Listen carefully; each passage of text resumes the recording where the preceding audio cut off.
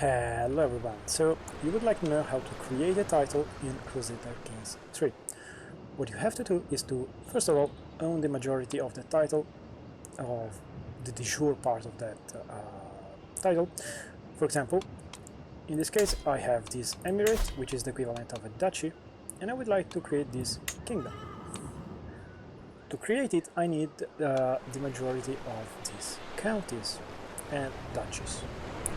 I do not have these prerequisites, so I cannot create this title.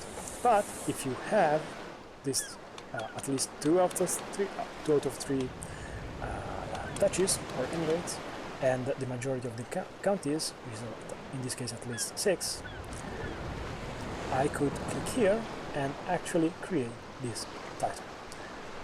It is something useful to know because it opens up a lot of possibilities. And yes, this is how you create a title in Crusader Kings 3. I hope you like this video, leave a comment below, subscribe, and see you next time.